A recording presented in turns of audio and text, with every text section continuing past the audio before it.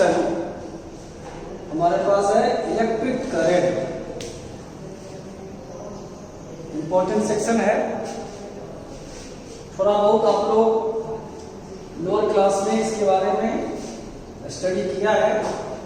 यहाँ पे हम लोग थोड़ा एलोबरेट करेंगे। करंट मीन्स सबको पता है, current means flow of something. Water current, thermal current, यहाँ पे आपका हो गया इलेक्ट्रिक करंट। एयर करंट भी हम लोग पढ़ चुके हैं, जानते हैं। तो इलेक्ट्रिक करंट का बेसिक पॉइंट देखिए, कहता है कि अगर किसी एलिमेंटल एरिया से, मान लो मेरे पास एलिमेंटल एरिया ds है, इस एलिमेंटल एरिया से वन साइड से अदर साइड अगर चार्ज का फ्लो हो रहा है तो हम लोग कहते हैं there be electric current to the area. अगर nature of flowing charge positive है तो electric current along the direction of flow of charge होगा, और अगर नेचर ऑफ फ्लोइंग चार्ज अगर निगेटिव है, निगेटिव चार्ज का अगर फ्लो हो रहा है तो direction of electric current opposite होगा।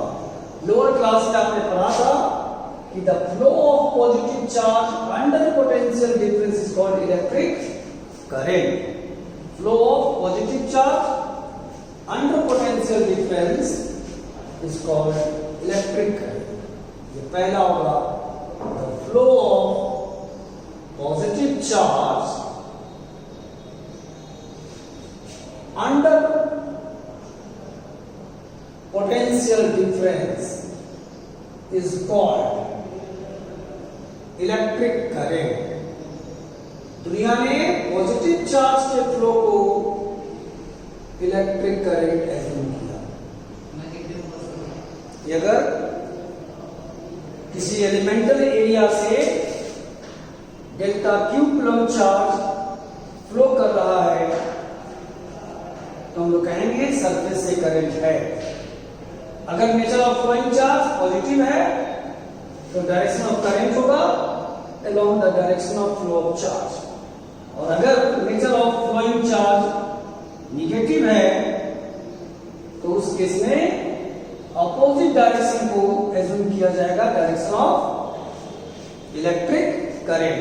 ठीक है राहुल, यहाँ पे बड़ी बात क्या हुआ कि अगर किसी सरफेस एरिया से along the normal to the surface charge का फ्लो हो रहा है तो हम कहेंगे सरफेस के अबाउट इलेक्ट्रिक करंट है।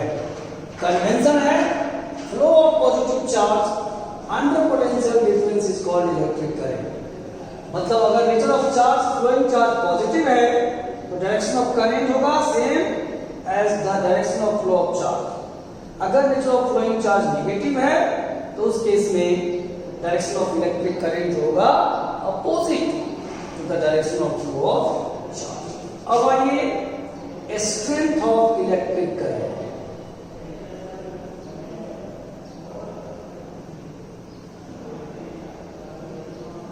स्ट्रेंथ ऑफ इलेक्ट्रिक करंट, इसको देखिए। If delta Q coulomb charge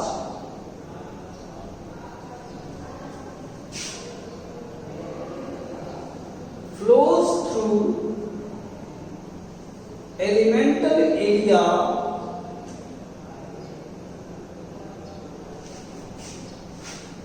delta s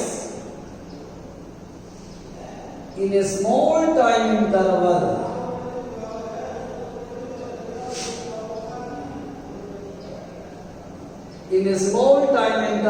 delta t second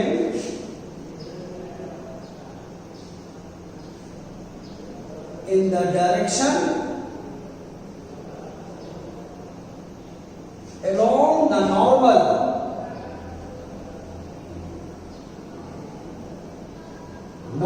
to the area,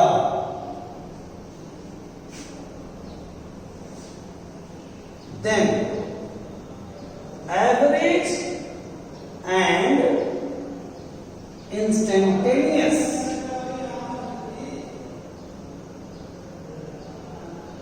average and instantaneous strength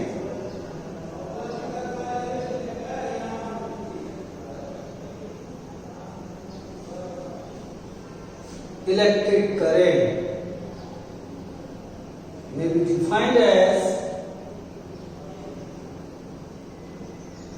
basic definition है average current delta Q upon delta delta या इसको आप कह सकते हैं the rate of flow of charge with time. क्या बोलेंगे? The rate of flow of charge with time. तो ये हो गया average strength of electric current to the area. आप ध्यान रखिएगा ये delta Q coulomb charge flows through elemental area delta s in a small time interval delta t second in bracket लिखना है in the direction along the normal to the area, then average and instantaneous strength of electric current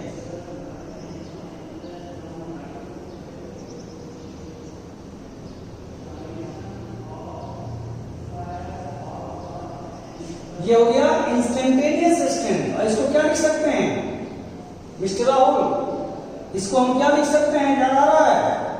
बस 11th में आपने पढ़ा था if limit delta x tending to 0 delta y upon delta x। क्या पढ़ा था आपने? dy बाय, ठीक है। तो सिमिलरली यहां पे क्या हो जाएगा? dqy T instantaneous strength of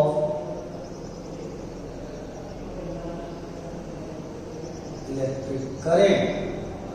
और आपको पता ही है ये फंडामेंटल फिजिकल क्वांटिटी है। It is fundamental physical quantity, fundamental physical quantity its SI unit ampere. इसका SI यूनिट एम्पियर है।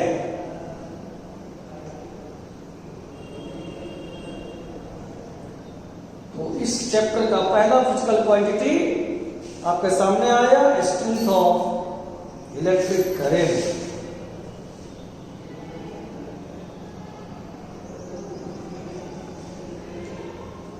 Second physical quantity current density।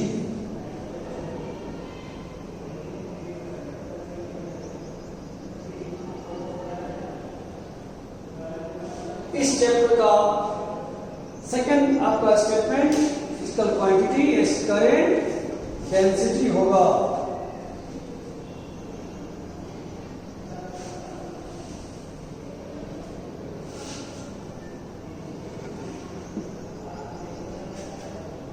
देखिए फिगर में हमारा flowing charge along the normal to the area है। Charge flow कर रहा है along the normal to the area. इस एरिया से इलेक्ट्रिक करंट हमने मान लिया delta I. If delta I strength of electric current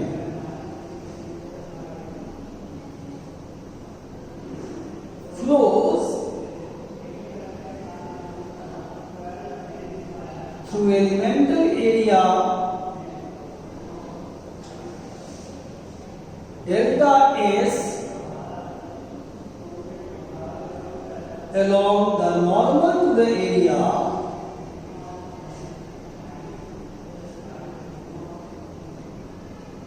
then in this case average and instantaneous current density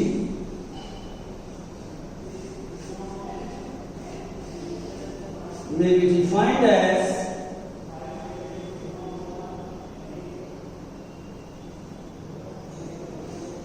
symbol J है, average current density, current पर unit area.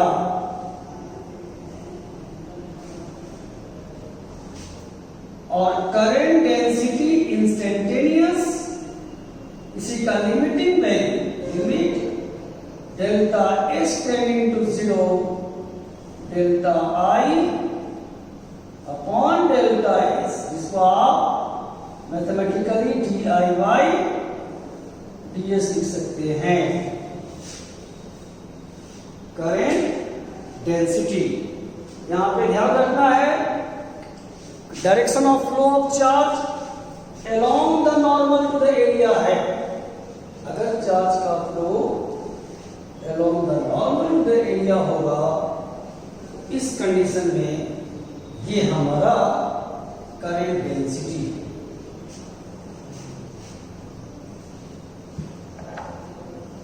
अब इसी पे यहां पे नोटेबल पॉइंट हमारा आएगा, if the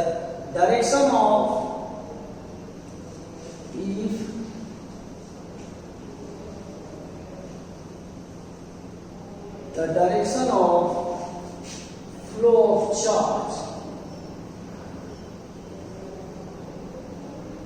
that is electric current, makes angle theta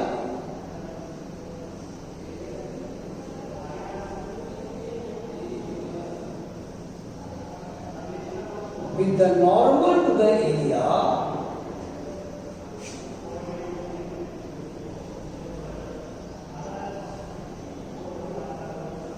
then in this case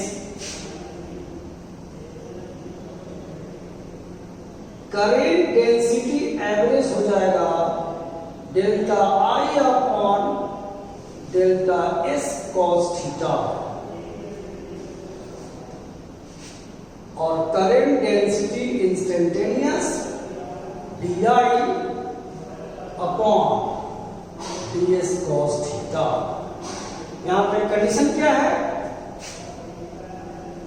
कि आपका एरिया से चार्ज का फ्लो, करंट का डायरेक्शन नॉर्मल द एरिया के साथ थीटा एंगल पे है, अलोंग द नॉर्मल नहीं है।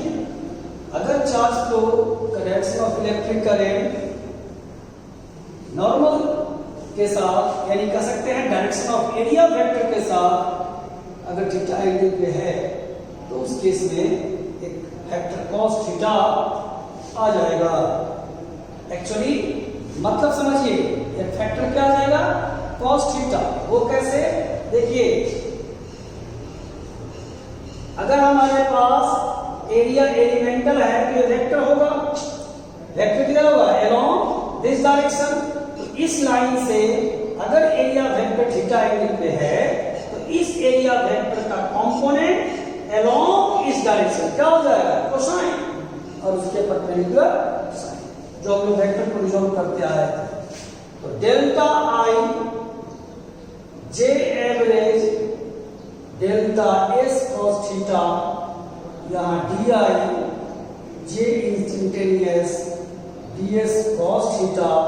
अब इसी से आप लिख सकते हैं J average dot delta S, dot product of vector आपको याद होगा, यहां पे D I J instantaneous dot D S. ये रिजल्ट ये बता रहा है कि करंट स्केलर क्वांटिटी होगा, but current density vector quantity होगा। नोट पॉइंट यहां लिखेंगे, electric current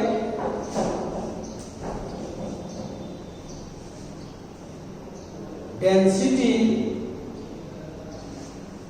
is a vector quantity.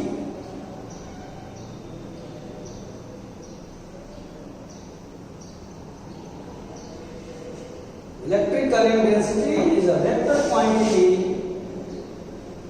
Its SI unit ampere per meter square and dimension.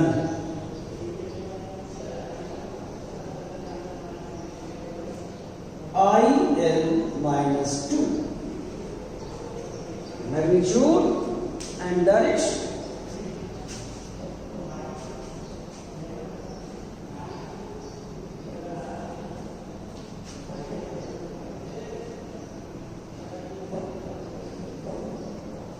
अब हम लोग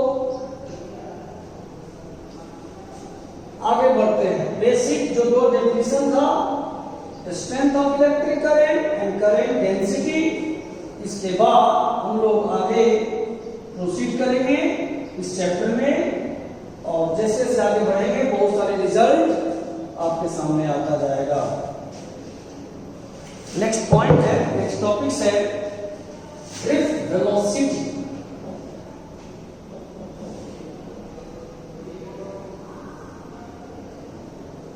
ड्रिफ्ट वेलोसिटी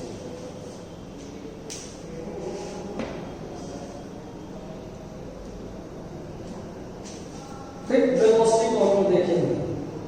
मान लो हमारे पास बेटा कंडक्टिंग वायर है, गौर से देखिएगा। अब यहां से थिंकिंग चालू हो गया। अभी तक तो हम लोग जस्ट डिफिनेशन देख रहे थे। ये हमारे पास कंडक्टिंग वायर है।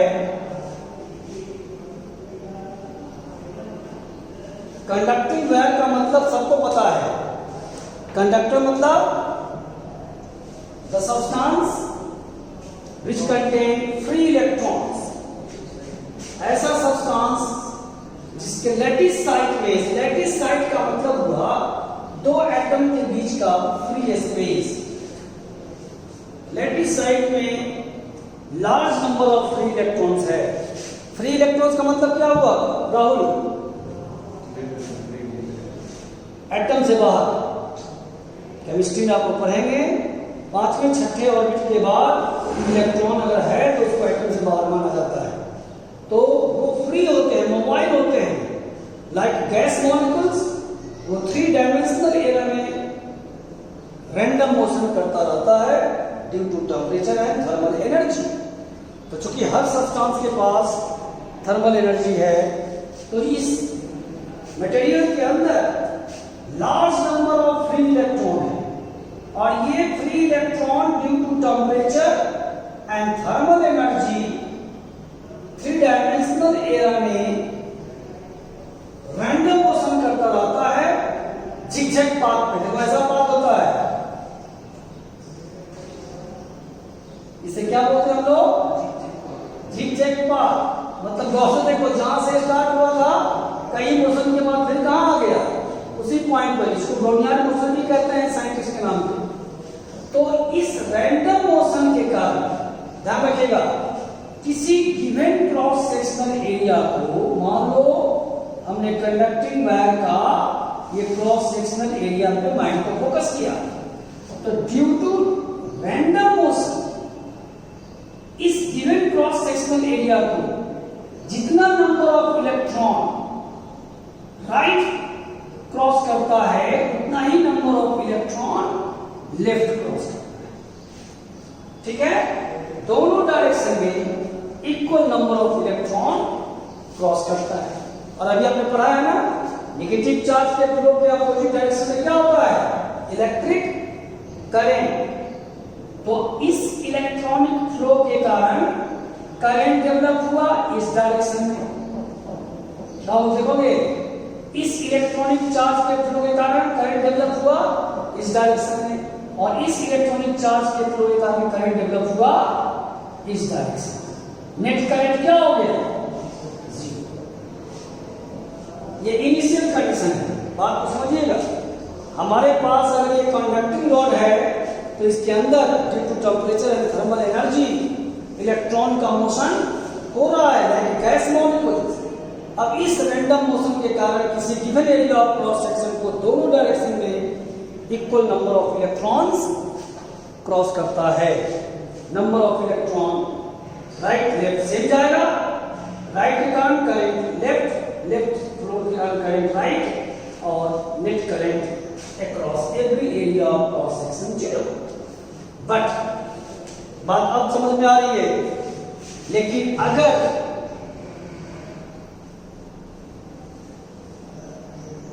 इस कंडक्टिंग वायर को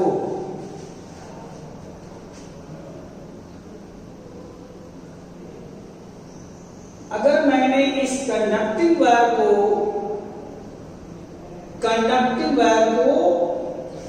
बैटरी से कनेक्ट कर दिया। बैटरी क्या है हम बाद में डिस्कस करेंगे, अभी आप केवल समझिए ये ऐसा सोर्स है जो पोटेंशियल डिफरेंस डेवलप करेगा। और पोटेंशियल डिफरेंस जब तक नहीं होगा चार्ज का फ्लो नहीं होगा, जब तक टेम्परेचर डिफरेंस नहीं होगा, हीट का फ्लो नहीं होगा, प्रेशर डिफरेंस नहीं होगा, एयर और वाटर का फ्लो नहीं होगा। तो अब अगर मैंने बैटरी कनेक्ट कर दिया तो ये हो गया एट हायर पोटेंशियल और ये एट लोअर पोटेंशियल। फोटो बनाना बाद में ध्यान दो। तो इस मटेरियल पोटेंशियल डिफरेंस कहां होता है? इलेक्ट्रोस्टैटिक में पढ़े हैं पोटेंशियल डिफरेंस कहां होता है? इलेक्ट्रिक फील्ड में। कहां होता है? तो इस मटेरियल के अंदर इलेक्ट्रिक फील्ड डेवलप हो गया। तो देखिए फोटो के लिए मौका देंगे। अब क्या होगा कि ये जो इलेक्ट्रिक फील्ड डेवलप हुआ है वो इलेक्ट्रिक फील्ड राहुल बताएगा इलेक्ट्रॉन पे फोर्स लगाएगा। किस डायरेक्शन में? नहीं घबराओ नहीं। इलेक्ट्रिक फील्ड क्या था?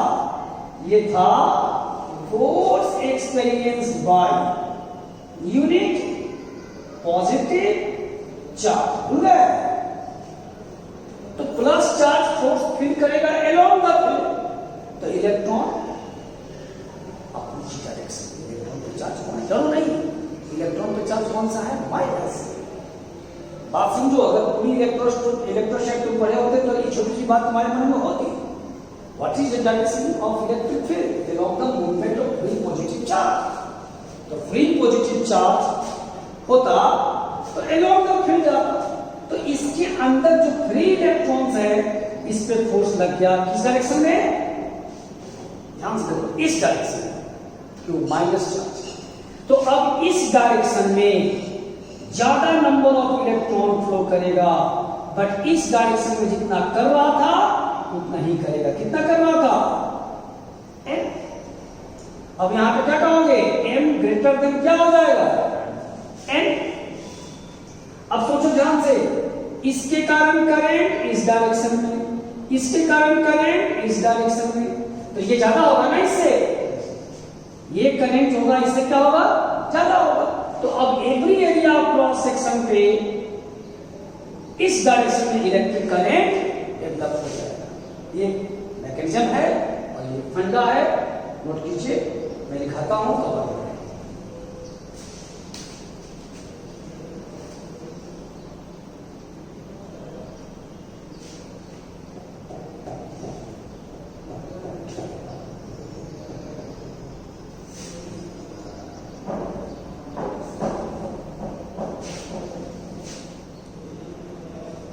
बना लीजिए। इसको हम लोग आज टाइप कर लेते हैं drift velocity.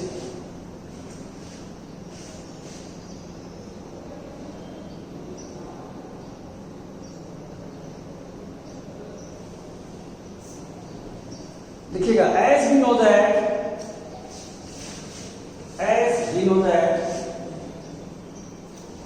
Conductors contains large number of free electrons. Conductor contains large number of free electrons which are in random motion in all direction, which are in random motion in all direction due to temperature and thermal energy.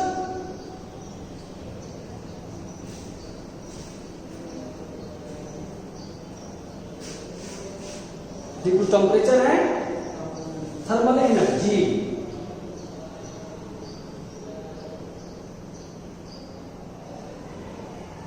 This type of random motion of free electrons this type of random motion of the free electrons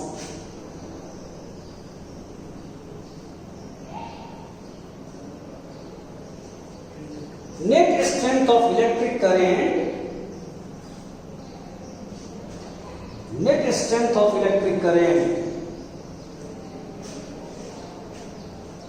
across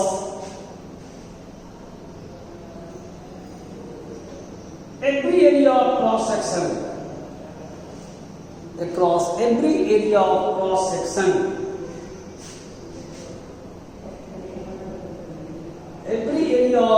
section of the wire B equal to 0. Every area of the cross section of the wire B equal to 0. आप लिख सकते हैं bracket में because equal number of free electrons, bracket लिख सकते हैं because equal number of free electrons crosses a given area of cross section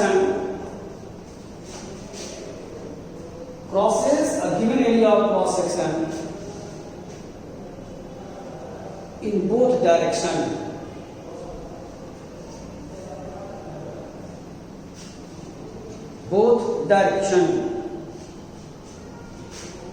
ठीक है, पर आप चेंज कीजिए और लिखिएगा but when the ends of the conducting wire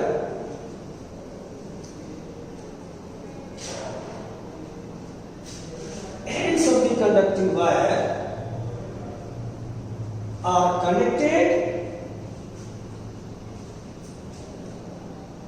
with the source in bracket लिखिएगा सेल और battery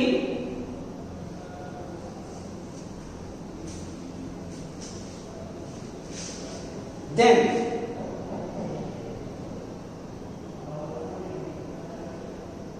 due to electric field set up inside the conducting wire,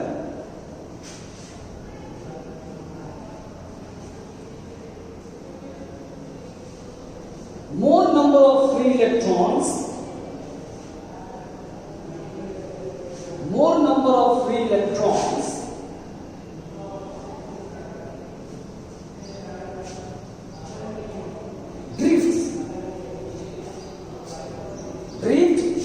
drift का मतलब समझ रहे हैं, मोशन विथ सम डिफिकल्टी को हम लोग ड्रिफ्ट कहते हैं. मोर number of free electrons drift in the direction opposite to the applied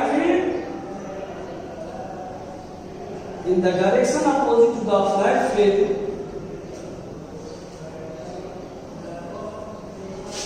direction opposite to the applied field and hence electric current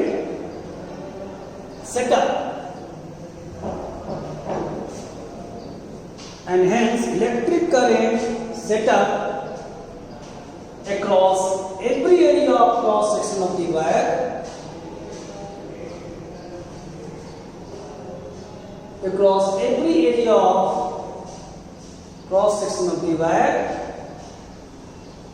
along the direction of applied electric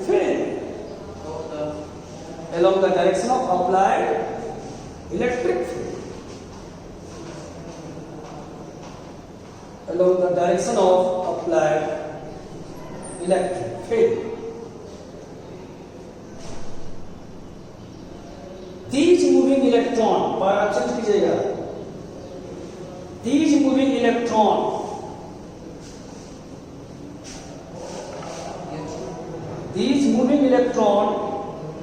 covered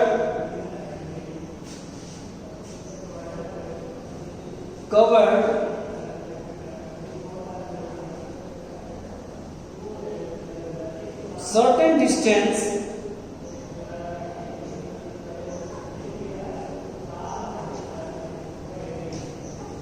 in a given time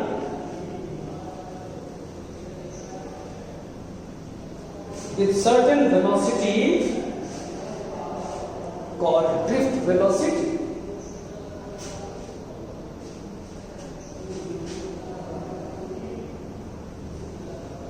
अब तो देखिएगा बेटा, अंदर का photo बना रहा हूं मैं।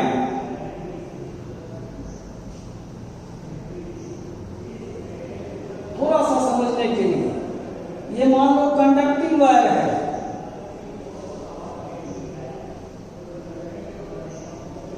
ये सारे गोल गोल में दिखाया हूं मैं एटम है। ये सब क्या है? एटम है।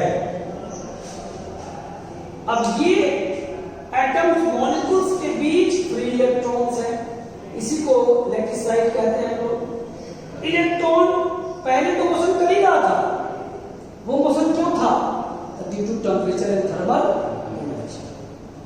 अब उस मोशन के कारण मैंने माना था कि every area of cross section से बोथ डायरेक्शन में same number of electron cross कर रहा है, जिस कारण से नेट करंट क्या था? 0। तो initial average velocity of the moving free electron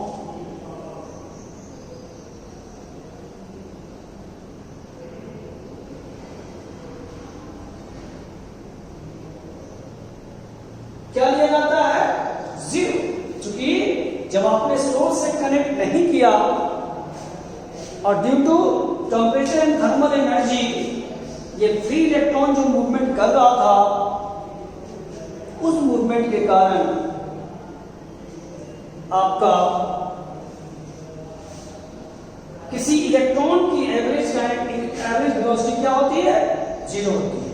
क्योंकि ऐसा माना जाता है कि every area of cross section कोई भी इलेक्ट्रॉन फ्लो नहीं किया, चलिए वो फ्लो कर रहा है, सारे इलेक्ट्रॉन के वेलोसिटी का सम का एवरेज क्या आ रहा है? U1 क्या हो गया? Initial velocity of free electrons present inside the wire due to temperature and thermal energy. अब देखो, जब ये इलेक्ट्रॉन मूव करेगा तो क्या होगा? बीच में इलेक्ट्रॉन मोशन किया, इसका पाथ इतना आसान नहीं है, क्योंकि दो एटम के बीच ये स्पेस में इलेक्ट्रॉन आ रहा है। जब मूव करता है तो ये एटम का जो कोर है ना, इस एटम के कोर से कोलाइड करके इसका डायरेक्शन चेंज हो जाता है। इस प्रकार से दिक्कत भरी मोशन होती है, इसलिए नाम पड़ा drift motion and velocity drift velocity, tough के साथ मोशन होता है। तो इलेक्ट्रॉन ड्यूरिंग द मोशन कई बार एटम के कोर से कोलाइड करता है, कोलिजन के कारण उसका डायरेक्शन ऑफ मोशन चेंज हो जाता है, या यूं कहिए ड्यू टू कोलिजन इसकी एनर्जी किसको मिल जाती है? एटम को। लेकिन इलेक्ट्रॉन पे लगातार इलेक्ट्रिक फोर्स लग रहा है, तो इलेक्ट्रॉन एक फ्रेश मोशन स्टार्ट करता है। If V1, V2, V3, Vn are the velocities acquired by the free electrons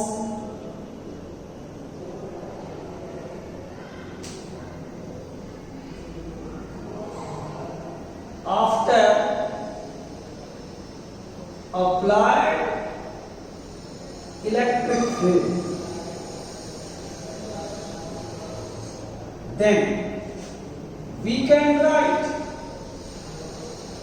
बेटा इलेक्ट्रिक फील्ड E है तो फोर्स ऑन इलेक्ट्रॉन कितना होगा? Force is equal to charge into field, यानी E into E। Newton law से force क्या होगा? Mass into acceleration. यहां से A की वैल्यू क्या होगा? E upon m, E upon m। कहीं दिक्कत है बोलना, हर बात क्लियर? तो वी कैन राइट, पहले पार्ट इलेक्ट्रॉन की velocity u1 E by m, v is equal to u plus at.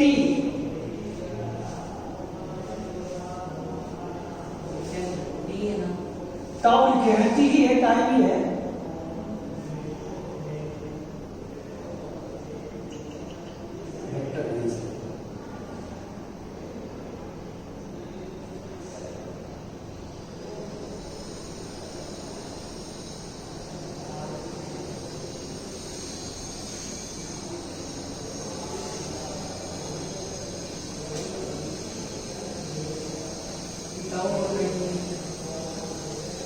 Tau 3, tau 1, tau 2, tau 3,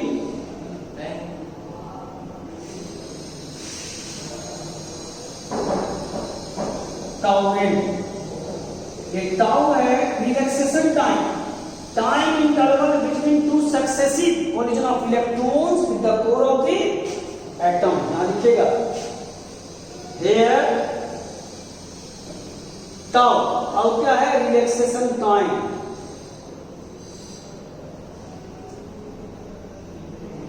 relaxation time का मतलब टाइम इंटरवल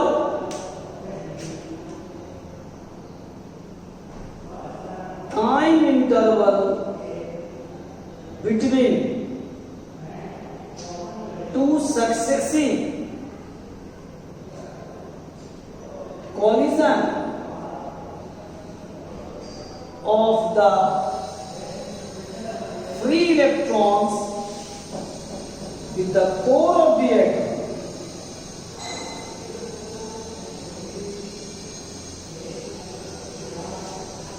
ठीक है, एक electron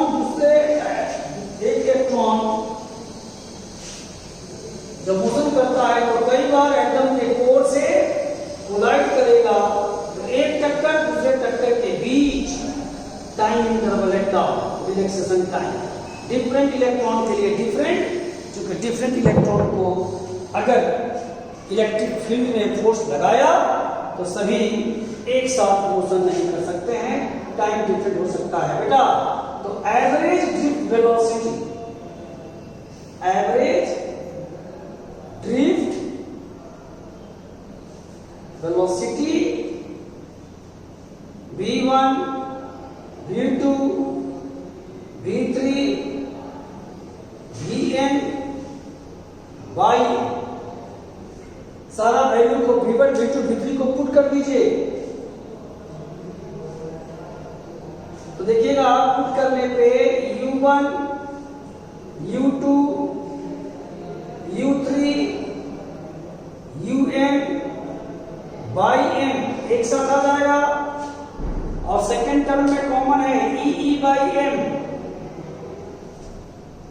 E by M common ले लीजिएगा तो tau 1, tau 2, tau 3, tau n by m, सारा value put कर दिया यहां पे, ये रिजल्ट 0 हो जाएगा।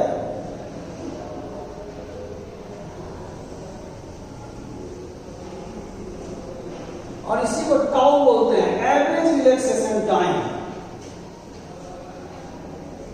Here tau average relaxation